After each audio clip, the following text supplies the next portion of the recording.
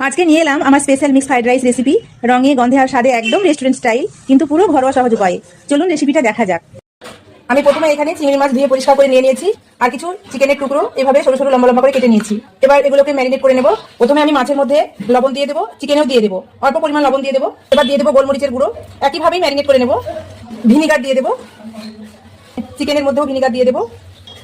দিয়ে দেবো soya sauce, দেবো আদা রসুনের পেস্ট। এবার চিকেন আর চিংড়ি ম্যারিনেট করে রেখে দেবো। এখন চিকেন আর চিংড়ি ম্যারিনেট করে কিছুক্ষণ রেখে দেবো। এবার একটা পাত্রের মধ্যে দিয়ে দেবো জল।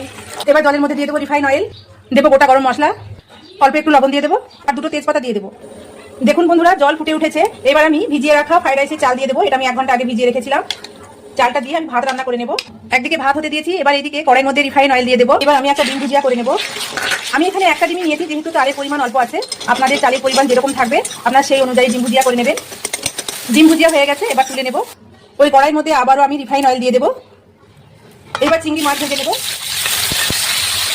এখন বন্ধুরা, ম্যারিনেট করা চিংড়ি মাছটা ভাজা হয়ে গেল, এটাকে তুলে নেবো। ওই তেলের মধ্যে ম্যারিনেট করা চিকেনটাকে ভেজে নেবো।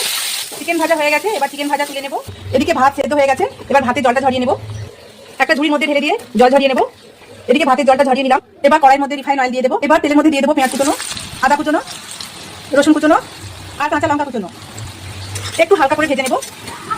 এবার দিয়ে দেবো গাজর কুচনো। তো গাজর দিয়ে একটু হালকা করে ভেজে নেবো। দিয়ে দেবো কেটে রাখা বিনস দিয়েও একটু হালকা করে ভেজে নেবো। এবার দিয়ে দেবো ক্যাপসিকাম কুচনো। দিয়ে দেবো অল্প পরিমাণ লবণ, যেহেতু আমি ভাত রান্না করার সময় লবণ দিয়েছিলাম, তাই এখানে অল্প একটু লবণ দিয়ে দেবো। এবার সবকিছু ভালো করে ভেজে নেবো। সবকিছু ভাজা ভাজা হয়ে এসেছে। এবার দিয়ে দেবো ভেজে রাখা চিকেন, চিংড়ি মাছ ভাজা, আর দিয়ে দেবো ডিম ভুজিয়া। এবার সবকিছু দিয়ে হালকা করে একটু ভেজে নেবো। বন্ধুরা, এটা খেতে ভীষণই মজা লাগে, একদম রেস্টুরেন্টের স্বাদের মতো। তো আপনারা রেস্টুরেন্টে না গিয়ে বাড়িতেই খুব সহজে এইভাবে বানিয়ে নিতে পারেন। দেখুন আমি হালকা করে ভেজে নিয়েছি। এবার রান্না করা ভাতটা এর মধ্যে দিয়ে দেবো। এবার দিয়ে দেবো গরম মশলার গুঁড়ো, আর দেবো গোলমরিচের গুঁড়ো। 1 চামচ চিনি দিয়ে দেবো ঘি, আর অল্প একটু সয়া সস দিয়ে দেবো। এবার সবকিছু ভালো করে মিশিয়ে নেবো। দেখুন বন্ধুরা, কত সুন্দর হয়েছে দেখতে, আর এটা খেতেও কিন্তু দুর্দান্ত হয়, একদম রেস্টুরেন্টের মতো।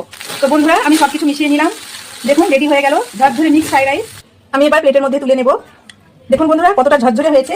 তো বন্ধুরা, আপনারা বাড়িতে বানিয়ে খাবেন। তো বন্ধুরা, আপনারা এটা বাড়িতে একবার বানিয়ে না খেলে বিশ্বাসই করবেন না যে কতটা ভালো লাগে খেতে। একবার হলো বানিয়ে দেখবেন, কেমন হয়েছে অবশ্যই কমেন্ট করে জানাবেন। ভিডিওটি ভালো লাগলে শেয়ার করে অন্যকে দেখার সুযোগ করে দেবেন। আজ তাহলে আসি বন্ধুরা, আবার অন্য রেসিপি নিয়ে হাজির হবো। সবাই ভালো থাকবেন, সুস্থ থাকবেন। আল্লাহ হাফেজ।